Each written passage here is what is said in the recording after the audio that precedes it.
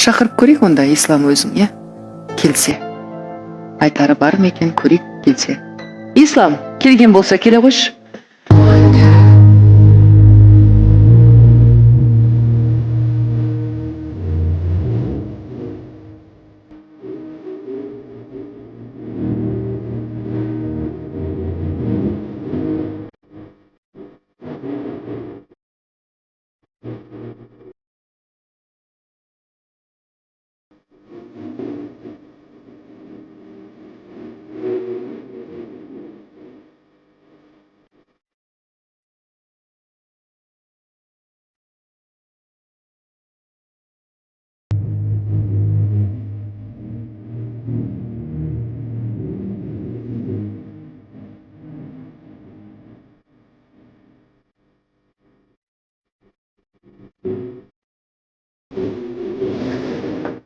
Міне келді. Ислам келіп отыр.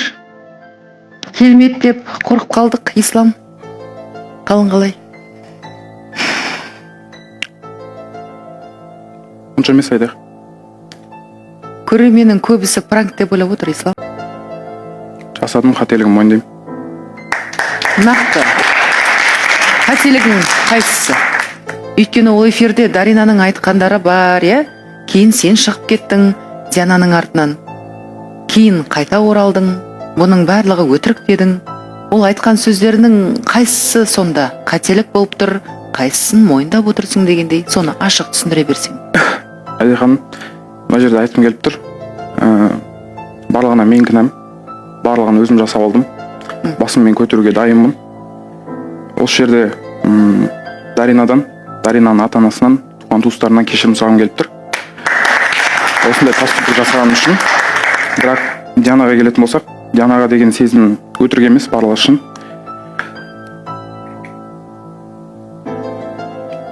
Даринаға айтқандарың барлығы өтірік болып шықты ма сонда?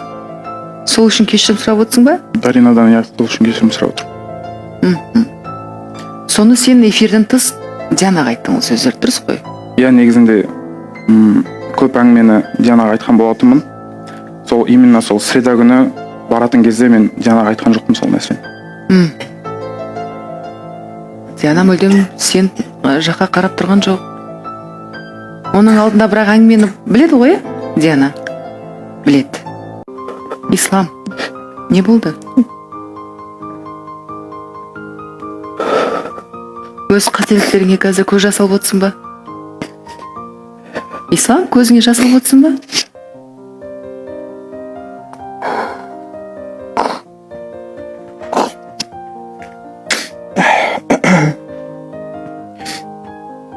Мен Дианаға бұл... Ол сен қате түсінбе, мен Дианаға тікелей өзіне сұрақ қойып отырмын тек қана. Иә, жоқ, мен Диананы осылай ренжітіп алғаным үшін жаным қатты ауырып отыр, Айда ханым. Жоқ, шынымен де осы уақытқа дейін осы сезім бағана келмей тұрып, шынымен де менде қатты ондай отношение болған да жоқ. Болды, бірақ та ол далекий 2019-да қалып кеткен болатын. Мен содан кейін шынымен де жүрегім қазір ол шақта ашылды. Мен қалай өзіме күресерімді білмедім. Кімге айтарымды, қайда айтарымды білген жоқпын, Айда ханым. Сол кезде осындай болып жатыр, маған бару керек, кездесу керек, сөйлесу керек деген сияқты. Соны маған айтсаң, мүмкін мен сол кезде түсінер едім.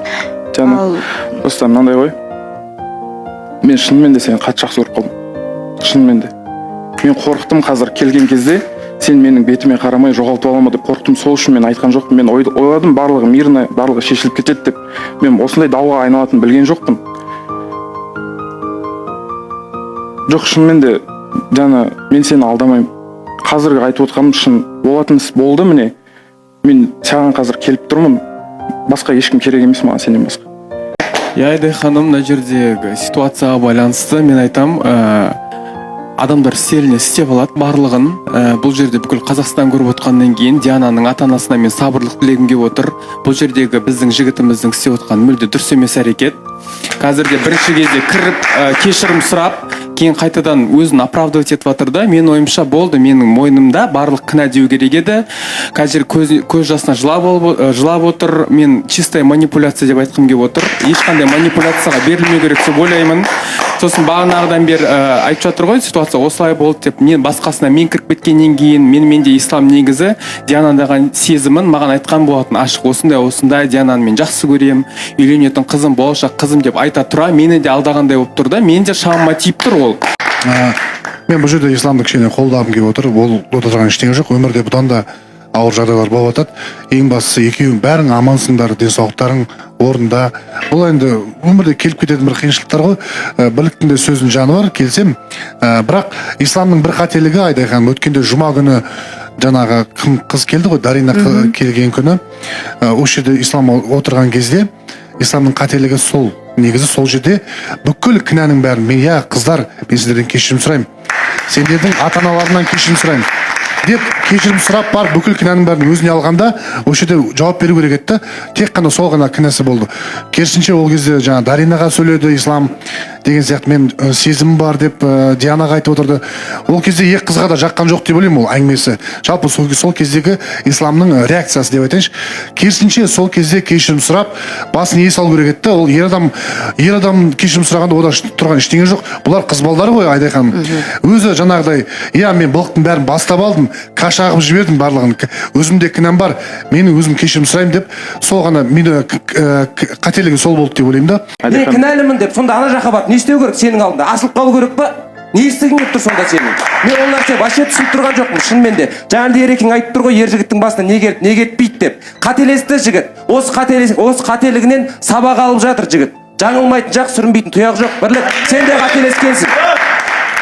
Сен еркек болып түсінуің керек. Мен Диананы да түсініп тұрмын, екеуін состояниесін қазір толықтай түсініп тұрмын. Одан кейін бағана исламның жылағанына мен айтқым келіп отыр да, негізінде ол манипуляция емес, в общем, вообще екеуі екі бөлек нәрсе ғой. Кейде болады адам қателескен кезде сол қателігін неисправимый болғаннан кейін мына өзекті өртеген өкініштен жылайды адам.